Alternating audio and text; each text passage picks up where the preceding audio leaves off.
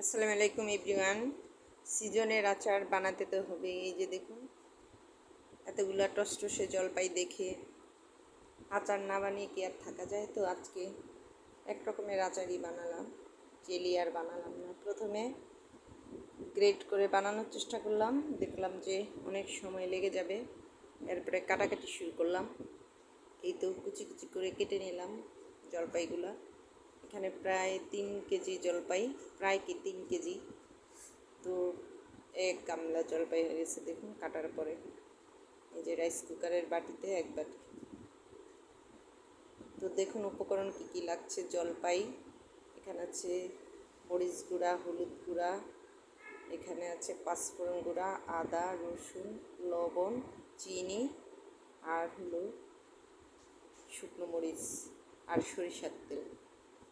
এই তো সবগুলো উপকরণ। আর হলো ভিনেগার। এই যে প্রথমে আমি ভিনেগার দিয়ে দিলাম। আমি এগুলো হাতে মাখানোই বানাবো, চুলায় বসাবো না। এই তো ভিনেগার দেওয়ার পরে আমি একটা একটা করে উপকরণগুলো মিশিয়ে নিলাম। সবাই যেভাবে বানায় সেভাবে। এই যে আদা দিলাম, বেশ খানিকটা পরিমাণ আমি আদা দিব। আদা দিলে আমার কাছে আচারটা অনেক টেস্টি লাগে। কেউ ইচ্ছা করলে কুচিও দিতে পারেন, এখন আমার কুচি করতে বিরক্ত লাগে, আমি বাটা আদাই দিয়ে দিলাম। সবভাবেই দেওয়া যায়, এটা আসলে যার যার টেকনিক। আমার কাছে এমনি দিতে আজকে ইচ্ছা করলো, এমনি দিয়ে দিলাম। ভিনেগার দেওয়ার পরে দিলাম আদা, এখন দিলাম শুকনো মরিচ, অনেকটাই দিয়ে দিলাম, লাগলে আরও পরে দিব, যেহেতু অনেকগুলো জলপাই টক বের হবে এগুলো থেকে। এখন দিয়ে দিচ্ছি হলুদ গুঁড়ো। হলুদ গুঁড়ো দিলে কিন্তু কালারটা অনেক সুন্দর আসে, সেজন্যই দেয়া। এই তো এখন দিয়ে দিচ্ছি পাঁচফোড়ন আর একটা মশলার গুঁড়ো, সিক্রেট একটা মশলা আমি দিই আমার আচারে, সেটা দিলাম। আর একটু মরিচ গুঁড়া লাগবে মনে হচ্ছে, তাই দিয়ে দিলাম। দেখুন কালার সবগুলো মিলিয়ে এখনই দেখতে কতই আমি। এখন দিয়ে দিচ্ছি ছেঁচা রসুন। আসলে আমি বড় বড় রসুন হালকা থেতলে নিয়েছি, একদম আস্ত দিলে ভিতরে ঠিক ঝোল টোল, তারপর তেল ঢুকতে চায় না মশলাপাতি, এই জন্য একটু হালকা থেতো করে দিয়েছি। আমি এখানে 4টার মতো রসুন নিয়েছি, 4টা রসুন। আর মরিচগুলা কিছু আস্ত রেখেছি, কিছু ভেঙে দিয়েছি যাতে তেল ভিতরে যায়। এই আচারটার রসুন আর মরিচটা খেতে পরে কিন্তু অনেক ভালো লাগে। এখন দিয়ে দিলাম লবণ আর চিনি। লবণ আর চিনি আমি মাখানোর পর আবার দেবো। এবার সবগুলো একত্রে ঢেলে দিলাম। দেখুন কত সুন্দর লাগছে। এখন হলো মাখামাখির ব্যাপার, হাত দিয়ে চটকে চটকে মেখে নিব। তারপরে জাস্ট বয়ম প্রিপেয়ার করে বয়মে ঢুকিয়ে দেবো। এখানে কেউ ইচ্ছে করলে বয়মে তেল গরম করেও দিতে পারে।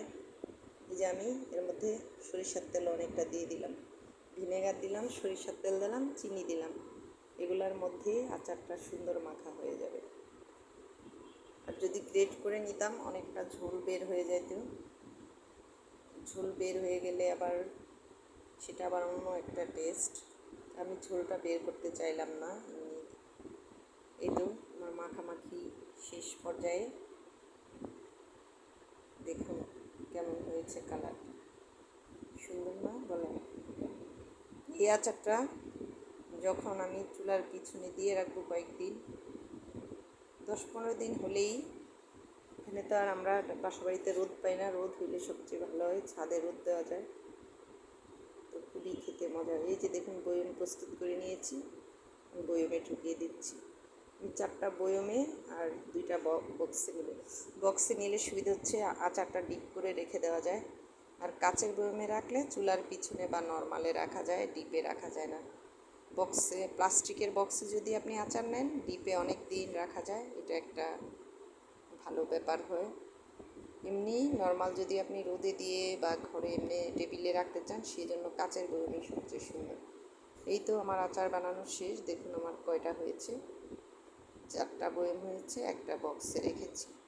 এই আচারগুলো সবাই মিলে খেয়ে দিয়ে খুব বেশি দিন যায় না, আমি আবারও হয়তো বানাতে হবে। এবার জলপাইয়ের এখন একটু কম বানালাম, পরে আবার জেলি আচার যেটা সেটা বানাবো। তো আমার ভিডিওটি যদি ভালো লাগে লাইক কমেন্ট শেয়ার করে দেবেন। ধন্যবাদ।